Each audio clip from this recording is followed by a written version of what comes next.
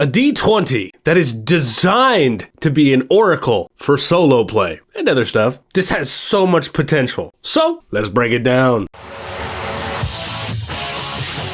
Well, hi, hello, everybody. My name is Turk. Welcome back to the Grouch Couch. Around here, we all different kinds of weird TTRPG things. That's right. But today, my friends, we are going to be breaking down this awesome yes and no oracle dice. And this is actually kind of like one of the first videos I'm recording when I come back from my break. So I figured this was an easy way for me to kind of warm up. Before we get into what this is and my little review of it, I want to remind you that there are links down in the description that you can use to help support the show. Because all support that you give us helps improve and keep the lights on. So thank you so much for that. And of course, there will also be a link to this bad boy, but there is no affiliate link to this at all. I actually just got this on Etsy, believe it or not. But I'm sure editing later, Turk will do some more research and find the best link for you to be able to get this for yourself. Here we are in the top-down view. That's right, at our new desk here. So one of the things that is kind of neat with this is that they actually sent the dice itself. They sent a sticker, a whole sheet on how to use it that is actually double-sided. And we'll get a good zoom going because it is some tiny little text. They also sent us a thank you letter, a sticker, and it came all in this cool little nicely packaged little bag that actually had their own Tower House. That's who made this. It's Tower House Creative, and this is called the Fate Mill D20. I don't know what I said in the intro, whatever. And I absolutely love their logo. I think that it's it's really cool, but you know, if you've seen the recent Grouch Couch logo, you know I'm a fan of skulls and dice and what have you, so that's fair. So first up, let's read this little letter that they sent along with it, because I actually haven't even read this yet, so let's see what it has to say. Hope this finds you well. Enclosed is what I can only describe as a device of strange and curious power. My team and I found it lying cobwebbed to a table. Scrawled on a tag affixed was the Fate Mill. Before I could stop him, and to my astonishment, my man Stuart, strong but superstitious, picked it up. The wheel creaked to life as it completed revolutions. The bulb flared, his face alight. Mr. Stuart then looked directly into the device's jeweled eyes, seemingly stunned. He dropped it and fled, mumbling something incoherent. It's been 3 days since Mr. Stuart fled the tower. In the evening, some team members have claimed to hear what they describe as despondent jabbering coming from the woods. I've yet to hear it, and I have assured them it could be one of many perfectly harmless animals. The device may not be much more than a parlor curiosity. I assume the device works from the resident heat given off by the hands. I've yet to make it react as violently as it did with Mr. Stuart. Something may have come loose when he dropped it. I entrust a person of your discerning and experience may, I expect, be able to unlock its secrets, and in time find a use for it. Best regards, Harold S. Trent, lead investigator at Team Tower House. So when I started reading that, I always kind of do that deep, like, I'm an old man writing a scroll voice, right? That's like my default reading voice for videos. And it's so funny that it was perfect. It was perfect for this letter. Okay.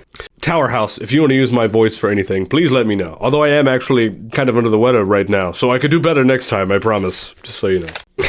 Cool, so there's the note. But it also did come with a couple of stickers, and Tower House also sent, it's like a sticker bookmark. It's actually kind of nice. And it's just a big thank you for supporting their cause. If you guys want to read that, you can go on ahead and pause and check her out. Yeah, and that's very cool. And this sticker, honestly, actually is very, very cool. The Fate Mill D20. Honestly, this logo is just the coolest thing. It's inspiring. Okay, so this D20, obviously, it has not only numbers, but it has yes, no's, and no buts on it. And if you know anything about playing solo, you know that having a yes or no oracle is an important thing to have. And as a solo TTRPG player, being able to have one that's convenient, where you don't need to double check numbers or do any kind of math, is actually kind of super fun. So at face value, before we get into how they designed this thing to be used, this dice at face value is very cool. Because if we're playing our adventure solo and we have a question like, does anything emerge from the forest as our character approaches? We could just roll and we get a no and, which is fun. And it actually has a cool little chart down here for what the no and ands is. What is that? Is that a 1? That's a natural 1 we just rolled, ladies and gentlemen. That's insane. Okay. So on a no and, before we get into anything else, it says, no, the hallway is dark. And they have a question. Can I see anything down the hallway? And then it has descriptions. No and. So no, the hallway is dark and you don't hear anything. And you can't see an easy way forward. So, and you don't hear anything and you can't see. So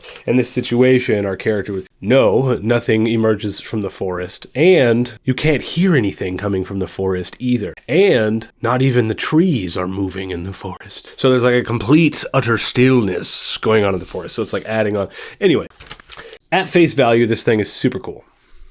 Oh, hey there, weirdos! It's me, Willie the Ad Wizard, once again right here to tell you that this video's been brought to you by you, the viewer. That's right. So make sure to hit the like button and subscribe, and click all the links down in the description to help support the show. And we also got a merch store and a Discord. You can also become a YouTube member right here if you want for extra perks. That's right. Tell them the real thing, Charles.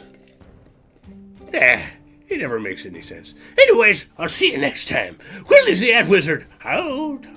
Now we can read how they actually designed it. So, besides being a useful D20, the Fate Mill D20 helps to answer yes-no questions and adds an extra layer of random spontaneity to your adventures. With enough imagination, you can use it for open-ended questions as well. Really, there are no wrong way to use the D20. Correct. Yes, indeed. The goal is to keep adventures moving and to provide on-the-spot inspiration.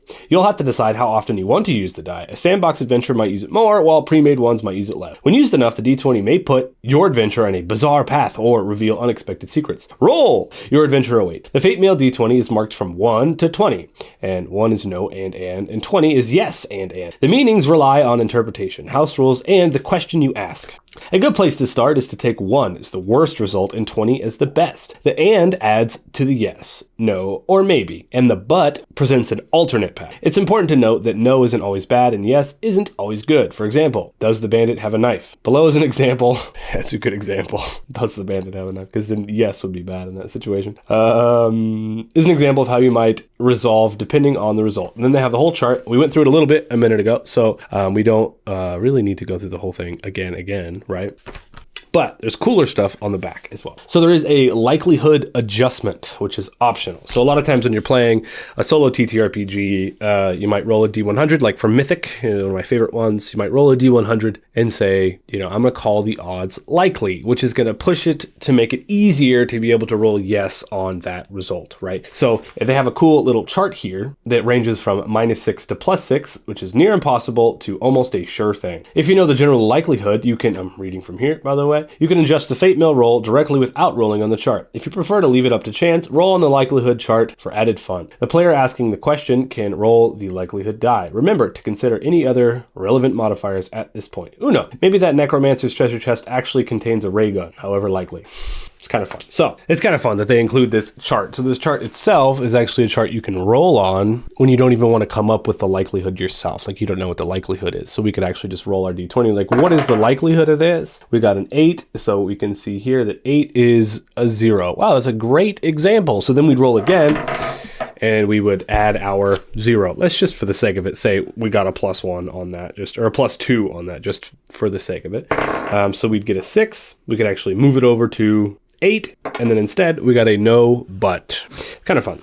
Now it has phrasing examples. This is actually really kind of helpful. I'm in the process on our merch store, shameless plug here. We actually have a table mat that's designed for 5e, and it has all different kinds of little like reminders that you could set on your table. It's basically like putting your GM screen on your table instead of putting it in front of you. And it has like grappling rules and other kinds of just fun little stuff. So I'm actually in the process of designing one for solo play, and having something like this on that mat would be very cool because this is really, really helpful. It kind of helps you to teach you how to rephrase your questions whenever you're doing solo TTRPG stuff. It even says to get the clearest results from the Fate Mill, just a yes or no question. Start your question using the words from the list below. Are there any? Can I hear? Could I try to? Did I find? Do they seem? Etc. I'm not going to go through all 20 of these, but these are really good examples. So whenever you're thinking about a question you want to ask yes or no on, you can actually just read through this here little list. I think that's pretty sweet.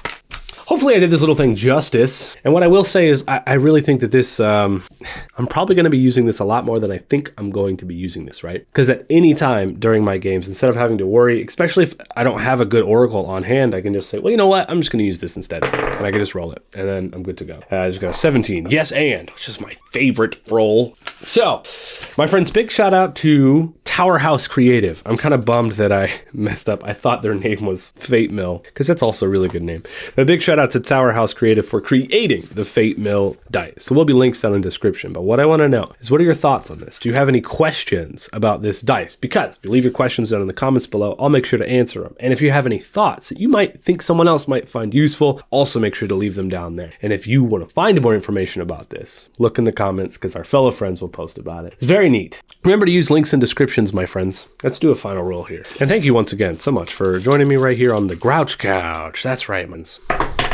That's a 5, which is a no. Sorry about it. So, take a seat on the couch, my friends, at least until you find yourself an amazing Oracle D20. That's right. Roll on that, weirdos. And let me know what you got in the comments below. And I'll catch you next time. I have been Turk. Toodaloo.